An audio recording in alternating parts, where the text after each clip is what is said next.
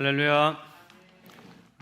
할렐루야 찬양대의 찬양을 하나님께서 기쁘게 받으신 줄로 믿습니다.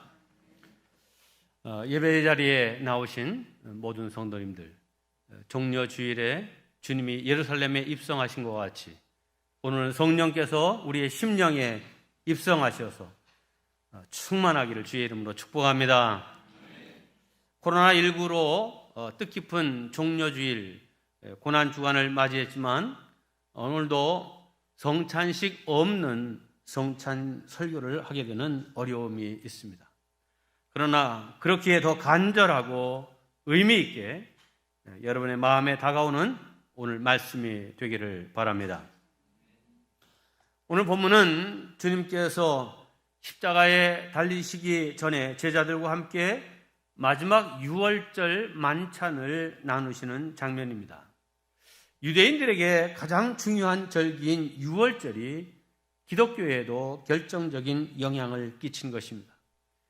예수님의 순환, 죽음, 부활이 바로 이 유월절 절기에 일어났기 때문입니다. 유월절 만찬의 유래는 이렇습니다. 애굽에서 종살이하던 이스라엘 백성을 구원하여 약속의 땅 가나안으로 인도하기 위해 하나님은 모세를 택하여 그를 애굽 왕 바로에게 보냈습니다. 하지만 바로의 마음은 강팍했고 이스라엘을 보내주지 않았습니다.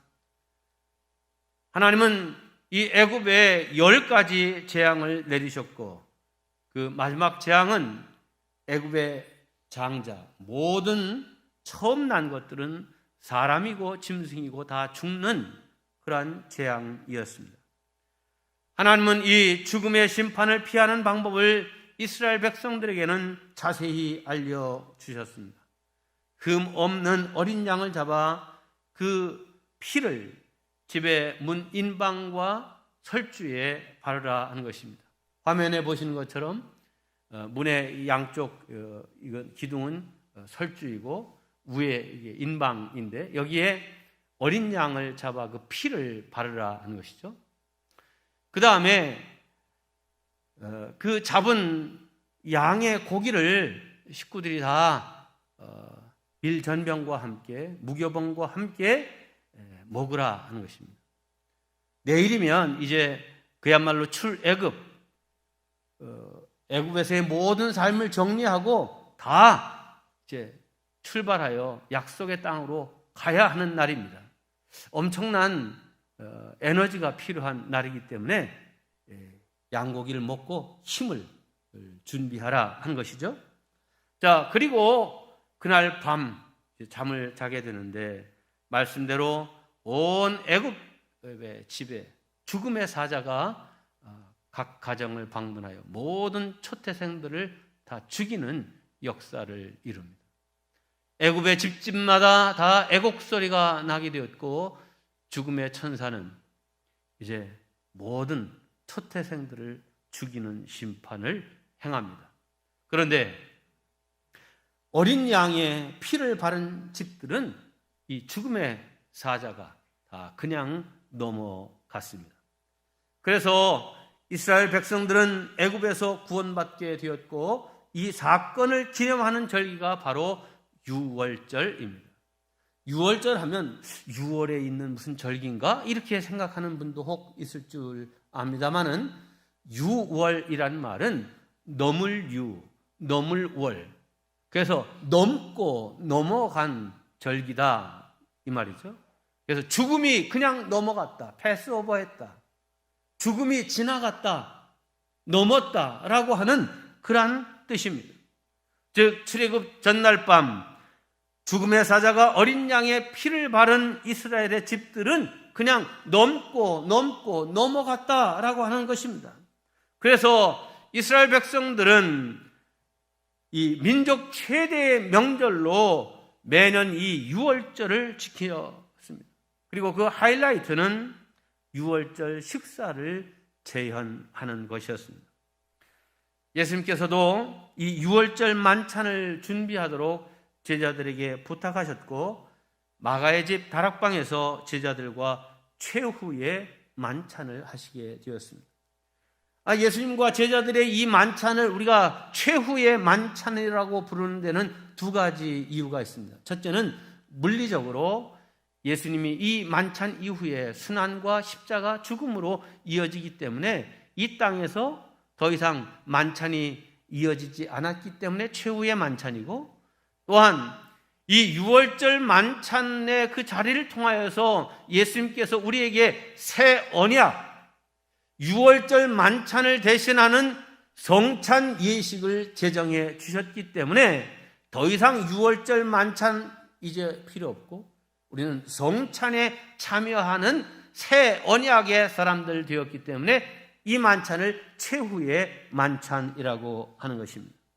네, 예수님은 이 만찬의 자리에서 떡을 들어 축복 기도하시고 떼어 제자들에게 주시면서 이렇게 말씀하셨습니다. 이것은 너희를 위하여 주는 내 몸이라. 너희가 이것을 행하여 나를 기념하라. 그리고 포도주가 담긴 잔을 들어 축복 기도하시고 이렇게 말씀하셨습니다. 이 잔은 내 피로 세우는 새 언약이니 곧 너희를 위하여 붓는 것이라. 이것은 이미 예수님의 공생의 초기에 요한복음에서 하신 말씀에 대한 실행이었습니다. 요한복음 6장입니다. 내 살을 먹고 내 피를 마시는 자는 영생을 가졌고 마지막 날에 내가 그를 다시 살리리니 내 살은 참된 양식이요 내 피는 참된 음료로다. 자, 잘 보세요. 피를, 유대인들은 그 어린 양의 피를 문설주와 인방의 발음으로 죽음의 사자가 넘어가서 살았죠. 그런데 예수님의 살과 피를 먹고 마시는 자 영생을 가졌고 마지막 날에는 이 성찬에 참여하였던 믿음의 사람들, 그를 내가 다시 살리겠다. 그러므로 이 성찬의 살과 피는 영생하는 양식이요 참된 음료다. 이렇게 말씀하신 것입니다. 출애굽을 위하여 이제 어린 양의 고기를 이제 먹었던 그런 이 유월절의 음식을 대비해서 예수님께서 당신의 살과 피를 우리에게 주시는 새 언약을 제정하신 것입니다. 네, 예수님의 살과 피를 상징하는 떡과 포도주를 먹고 마시는 이 새 언약, 이것이 곧 우리가 행하는 성찬식인 것입니다. 유월절에 영생의 만찬을 베푸시고 십자가에서 예수님이 죽으셨습니다. 이것은 곧 자신이 유월절에 잡은, 각 가정에서 잡은 유월절 희생의 어린 양 되심을 선포하신 것입니다.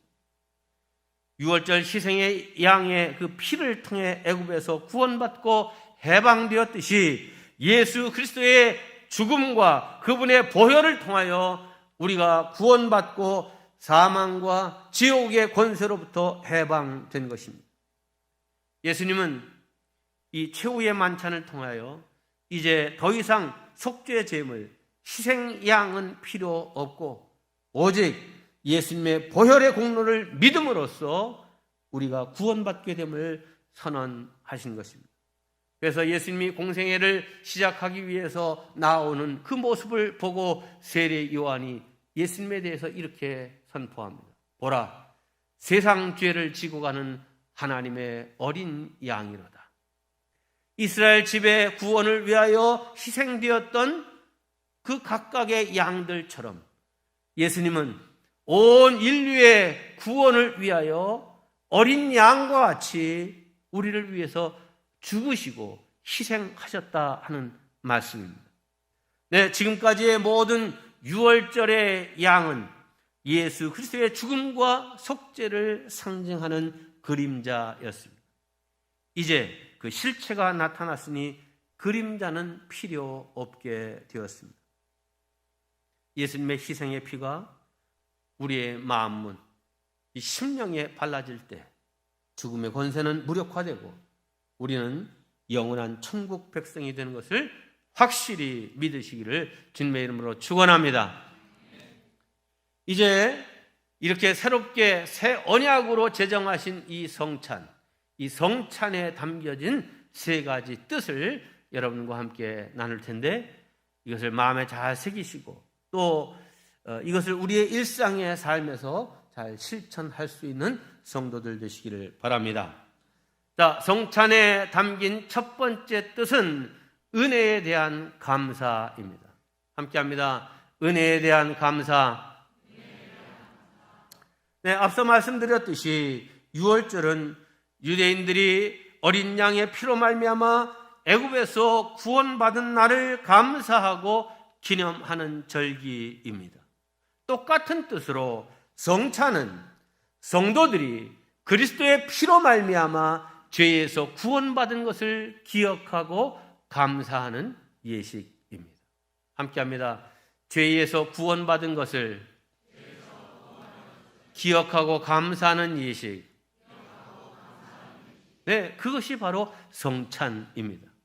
오늘 본문 17절과 19절 말씀을 보면 주님은 떡과 포도주를 나눠주실 때 감사 기도를 드리시고 나눠주셨습니다. 17절입니다. 잔을 받으사 감사 기도하시고, 19절 떡을 가져 감사 기도하시고. 네, 성찬을 영어로 유카리스트라 말합니다. 이 유카리스트라는 말은 감사 기도라는 뜻이죠.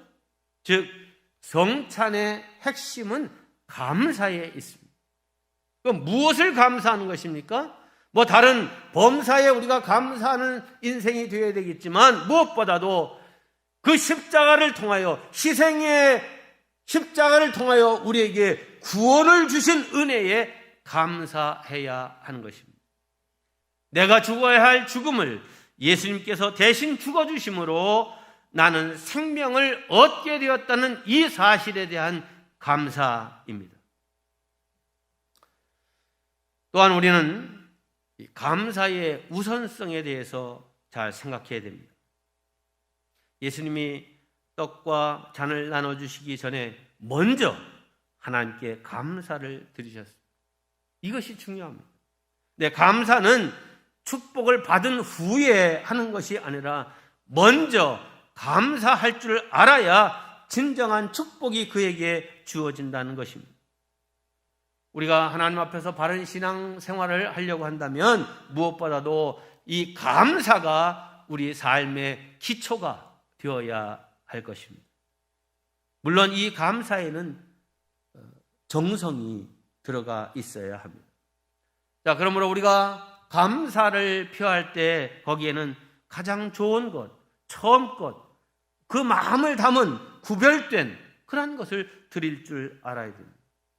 여러분이 똑같은 헌금을 해도 새 돈을 준비하여 드리고 새 옷을 사면 뭐 동창회다 이런 데 갈 때 입는 것이 아니라 새 옷을 하나님께 먼저 보여드린다 하는 마음으로 예배 때에 그 옷을 입고 나오고, 첫 월급을 받았을 때도 먼저 하나님께 드리고, 또 모든 내 삶의 시간과 모든 것들의 첫 것을 주님께 드린다라고 하는 이 감사와 함께 그 정성이 그 속에 있어야 되는 것입니다.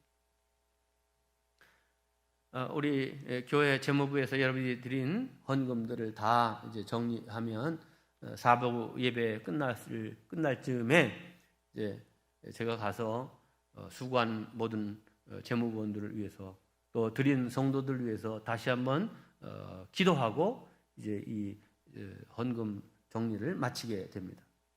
네, 재무부에 의해서 잘 정돈된 그런 헌금을 이렇게 바라보면 참 그 어디서도 이렇게 보기 쉽지 않게끔 아주 새 돈을 들인 성도들의 헌금 모습을 보게 됩니다. 그때마다 우리 성도들이 참 구별하여 준비하여 정성된 마음을 가지고 헌금을 구별하여 드리고 있구나 하는 그런 마음이 들어서 참 기분이 좋습니다. 자, 이런 말씀드리면 그럼 새 돈 드리면 10,000원이 20,000원 되는 건가? 이렇게 생각하는 분도 있을 겁니다. 물론 그렇지는 않습니다. 액면 가치는 변하지 않지만 하나님이 받으시는 정성의 무게는 분명 다르다고 저는 생각합니다. 순수한 마음으로 나는 하나님 제일주의로 살겠다는 고백으로 감사의 마음을 담아 새 돈을 구별하여 하나님께 드린다면 그것은 가치를 떠나서 아름다운 헌신이 되는 것입니다. 네, 예수님께서 당신의 살과 피를 찢고 흘려 우리에게 주셨습니다. 그 은혜에 대한 감사, 그 감사를 정성을 담아 표할 때 이 감사의 마음이 하나님께 올려지고 또 하나님의 마음을 얻는 그런 성도들이 될 줄로 믿습니다. 다 그런 성도 되시기를 주의 이름으로 축원합니다. 성찬에 담긴 두 번째 뜻은 사랑하는 자를 위하여 희생한다는 것입니다. 함께합니다. 사랑하는 자를 위하여 희생하자. 본문 20절은 이렇게 말씀하고 있습니다. 저녁 먹은 후에 잔도 그와 같이 하여 이르시되 이 잔은 내 피로 세우는 새 언약이니 곧 너희를 위하여 붓는 것이라. 내 피를 너희들 위해서 붓는 이것을 통하여 새 언약을 세운다. 당신의 피를 붓는다. 이 말은 우리를 위하여 희생한다는 것입니다. 네, 주님께서 우리를 위하여 십자가에서 먼저 고귀한 보혈을 쏟아부어 주셨습니다. 그 희생의 피로 말미암아 우리의 죄는 씻어졌고 죄의 값은 지불 되었습니다. 그러므로 그 은혜의 값을 지불받은 우리 또한 주님을 위해 십자가를 지겠다는 충성서약이 필요한 것입니다.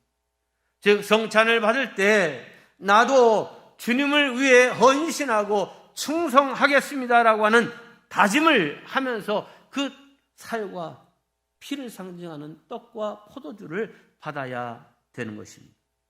그러니까 이 성찬은 주님께 충성을 다짐하는 충성서약식과 같다. 이렇게 볼 수 있습니다. 성찬을 할 때마다 네, 주님이 나를 위해 헌신하신 것처럼 나 또한 주를 위해 헌신하겠습니다 라고 하는 다짐입니다. 이제 주님 원하시는 삶을 살고 주님 뜻대로 살고 주님의 소명을 감당하기 위해 나의 십자가를 지겠습니다. 주님을 위해 내가 지불해야 할 일이 있다면 네, 기꺼이 지불하겠습니다. 부담 져야 할 일이 있다면 부담하겠습니다. 이런 다짐과 고백이 있어야 되는 것이죠. 그런데 여러분, 역설처럼 들리실지 모르겠지만 사람에게 부담처럼 소중한 것은 없습니다. 힘이 많이 들 때는 참 쉬면 좋겠다 하는 그런 마음이 들기도 하지만 이 그냥 쉰다는 것이 부담이 없다는 것이 얼마나 어려운 일인지 모릅니다. 여러분, 은퇴해서 할 일이 없으신 분들, 또 일을 하고 싶은데 직장이 구해지지 않아서 그냥 쉬고 있는 분들의 어려움을 한번 생각해 보십시오.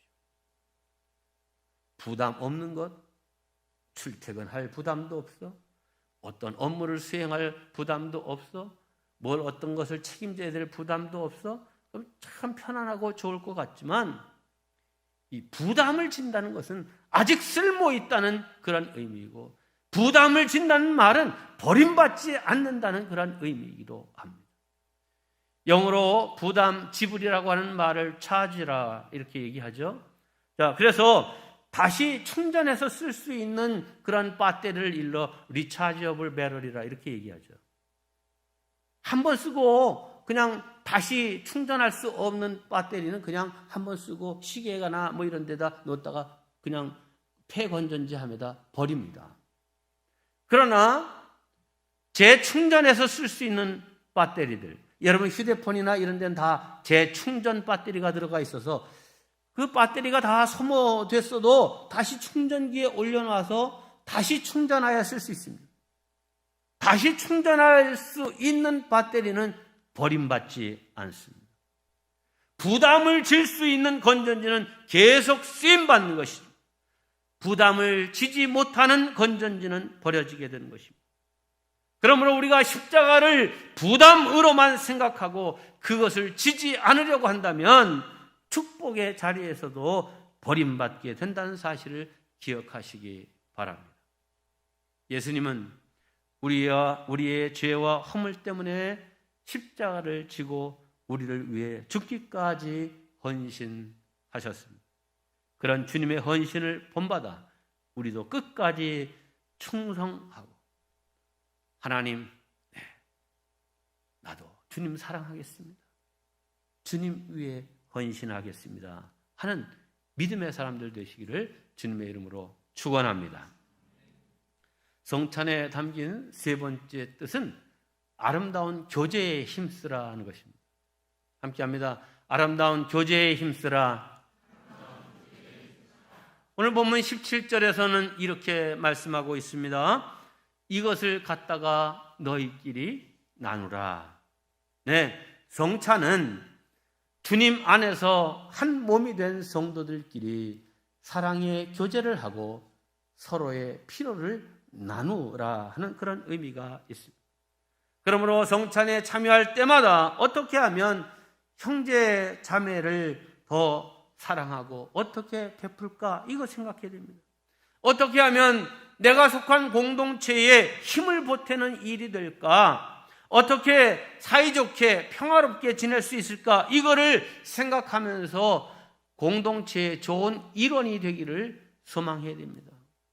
좋은 가족의 일원, 좋은 교회의 일원, 좋은 직장의 일원, 그 일을 위해서 내가 기꺼이 십자가를 지겠다라고 하는 그 마음을 가지면 그 공동체를 하나 되게 하는, 평화롭게 하는, 아름다운 교제의 장이 되게 하는 그런 장이 되는 것입니다. 성도의 최대의 축복은 평화의 도구로 쓰임받는 것입니다. 어떻게 그렇게 할 수 있습니까? 겸손히 상대를 인정해주고 주님 안에서 내가 십자가 지마 하는 그런 마음으로 살면 평화의 도구로 쓰임받게 되는 것입니다. 이런 말이 있습니다. 군자는 뜻이 안 맞아도 항상 화합하고 소인은 뜻을 같이 하면서도 늘 불화한다는 거죠. 네, 자기와 조금만 뜻이 맞지 않아도 관계를 깨뜨리고 원수처럼 행동하는 것은 성도의 모습이 아닙니다. 예수님은 하늘과 땅의 그 엄청난 차이를 이어주시려고 이 땅에 오셨습니다. 그것이 성육신입니다. 성육신은 높은 분이 낮아지시는 희생이었습니다. 하나님의 아들이 인간의 몸을 입으신 일이었습니다.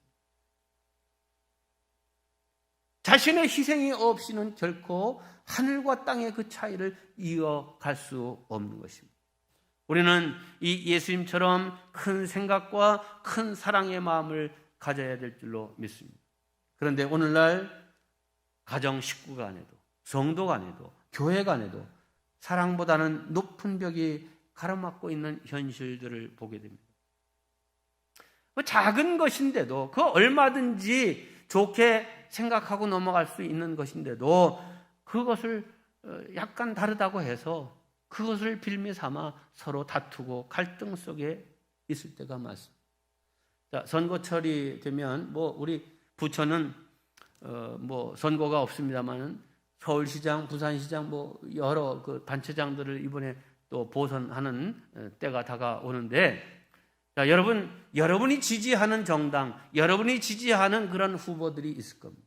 근데 그 다른 쪽에 있는 사람들을 보면 저 사람이 정신이 있는 사람인가? 생각이 있는 사람인가? 이런 식으로 판단하고 비판합니다. 여러분들이 다른 사람들에 대해서 정죄하는 마음이 생기고 또 다른 정치 이념을 가진 사람들을 대상으로 해서 불편한 마음이 든다고 하면 윈스턴 처칠의 말을 마음에 잘 새기시기를 바랍니다. 젊을 때 진보주의자가 아니면 그는 가슴이 없는 사람입니다. 20대, 30대에 진보적인, 진취적인 그런 생각을 갖지 않은 사람은 열정이 없는 사람이다. 그런데 나이가 들어서 50이 넘고 60이 됐는데도 아직도 진보주의자, 그가 보수주의자가 아니라고 하면 그는 머리가 없는 사람입니다. 생각이 없는 사람입니다. 그래서 사람이 살면서도 과거엔 진보주의자였는데 점점 보수적으로 바뀌어질 수도 있습니다. 사람이 고정된 것이 아니에요. 달라집니다. 자, 다른 것은 틀린 것이 아닙니다. 그러므로 다른 생각, 다른 입장에 있는 사람을 정죄하고 비판하는 그런 사람이 되어서는 안 됩니다. 여러분, 보수와 진보는 서로 싸워 무찔러야 될 상대가 아닙니다. 오히려 내가 부족한 그 분야를 저분들이 보충해주고 있구나, 이렇게 생각하고 서로를 격려해야 될 대상입니다.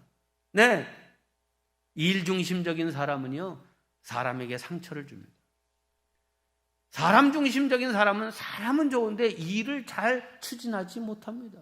다 강점과 약점이 있는 것입니다. 그래서 일 중심적인 사람도 필요하고 사람 중심적인 사람도 필요한 것입니다.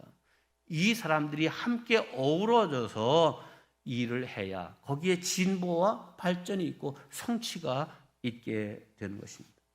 예수님은 산상수훈에서 화평케 하는 자는 복이 있나니 저가 하나님의 아들이라 일컬음을 받을 것이며 말씀했습니다. 네, 우리가 하나님의 자녀라면 평화의 사도가 될 사명이 있는 것입니다. 그러므로 우리가 성찬을 받을 때마다 네, 주님, 하나님과 원수된 우리를 다시 화목케 하시려고 주님이 희생의 십자가를 지셨습니다. 내가 십자가를 짐으로 내가 불편을 감수하고 억울함을 감수하고 내가 죄 없지만 십자가를 지겠습니다 하는 그런 마음으로 감당하면 그 가정의 화평이 이루어지게 되고 그 교회의 화평이 이루어지게 되고 그 나라의 화평이 이루어지게 될 줄로 믿습니다. 주여, 나를 평화의 사도로 써 주옵소서. 이 마음 가지고 성찬을 받는 여러분 되시기를 주의 이름으로 축원합니다. 이제 마지막 주제의 말씀입니다. 우리는 세상과 구별된 삶을 살겠다는 결단을 가지고 살아야 됩니다. 여러분, 생명을 품은 엄마가 10달 동안 겪어야 되는 불편과 제약들이 많습니다. 임산부는 먹는 것 조심해야 됩니다. 아무거나 먹고 싶다고 막 먹어서는 안 됩니다. 마시는 것도 조심해야 됩니다. 아무거나 마셔서는 안 됩니다. 뭘 하는 것도 조심해야 됩니다. 아무 일이나 막 해서는 안 됩니다. 가는 곳도 구별해야 됩니다. 말도 조심하고 듣는 것도 보는 것도 다 조심해야 됩니다. 왜요? 생명을 잉태한 임산부이기 때문입니다. 이렇게 임산부가 10달 동안 겪어야 하는 불편과 제약이 따르는 것처럼 성도들도 임산부처럼 범사에 조심하고 구별하며 살아야 됩니다. 영적인 생명을 품고 사는 우리 신앙인들이 분별 없이 아무렇게나 막 살아서는 안 됩니다. 수많은 불편과 제약이 따르는 것을 오히려 당연하게 받아들여야 됩니다. 그래서 예수 믿는 사람들을 일러 성도, 구별된 사람이라 이렇게 말하는 것입니다. 여러분, 구별되게 산다는 것, 그 어렵고 무겁고 쉽지 않은 일입니다. 불편하고 귀찮은 일이고 힘든 일입니다. 그러나 그것이 생명의 길이요 또한 우리에게 요구된 가야 할 길인 것입니다. 혹 여러분은 어떻게든 편하게만 신앙생활 하려고 하지는 않습니까? 뭘 시키고 뭘 부탁하려고 하면 아니 난 그런 거 못합니다. 난 그런 일 안 합니다. 이렇게 말하고 있지 않습니까? 여러분에게 묻습니다. 여러분에게는 예수 이름 때문에, 예수 믿기 때문에 메고 지는 십자가가 있습니까? 예수님 때문에 참는 것, 견딘 것, 당한 것, 흘린 땀과 눈물이 있습니까? 어떤 십자가를 메고 지고 지금 신앙생활하고 계십니까? 주님과 동행하며 영원한 생명을 향해 가는 그리스도인의 삶에서 고난은 피할 수 없는 일입니다. 마땅히 자기가 지고 가야 될 십자가가 분명히 있습니다. 예수님이 말씀하십니다. 누구든지 나를 따라오려거든 자기를 부인하고 자기 십자가를 지고 따를 것이니라. 네. 하지만 십자가 뒤에는 반드시 부활의 영광이 있습니다. 고난이 없으면 생명도 없음을 믿고 주님 걸으신 발자취를 뒤따르고 성찬을 받을 때마다 네, 주님께서 이 성찬을 통하여 우리에게 가르쳐 주신 그 교훈을 내 일상의 삶에서 진실되게 실천해 가겠습니다 하는 그런 마음 가지고 성찬을 받아야 되고 성찬에 합당한 삶을 살아가는 우리 모든 성도들 되시기를 주의 이름으로 축원합니다. 이 시간 말씀을 마음에 새기고 잠시 기도하는 시간을 갖겠습니다. 성찬을 통해 가르쳐 주신 세 가지 교훈을 일상의 삶에서 진실되게 실천하는 성도가 되겠습니다. 고백의 기도를 드리시기 바랍니다. 조용하게 그러나 마음을 모은 진실로 기도하겠습니다.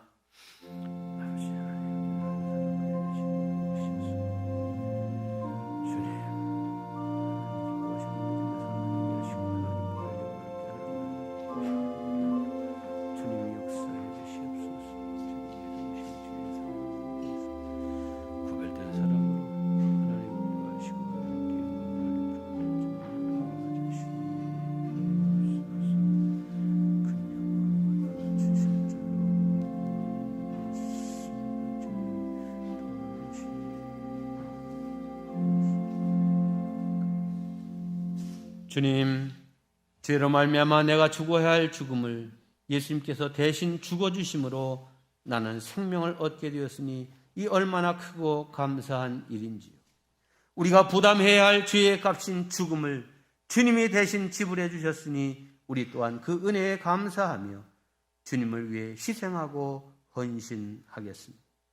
주님, 세상이 얼마나 악하고 갈등의 파고가 높은지요. 우리는 평화의 도구로 쓰임받는 일을 외면하거나 회피하지 않겠습니다. 그래서 이 땅에서도 하나님의 나라가 이루어지도록 설선하여 십자가를 지겠습니다. 십자가 뒤에는 반드시 영광의 부활이 있고 고난 없이는 생명도 없음을 믿고 주님이 걸으신 발자취를 뒤따라 가겠습니다. 우리 구주 예수님의 이름으로 기도하옵나이다. 아멘.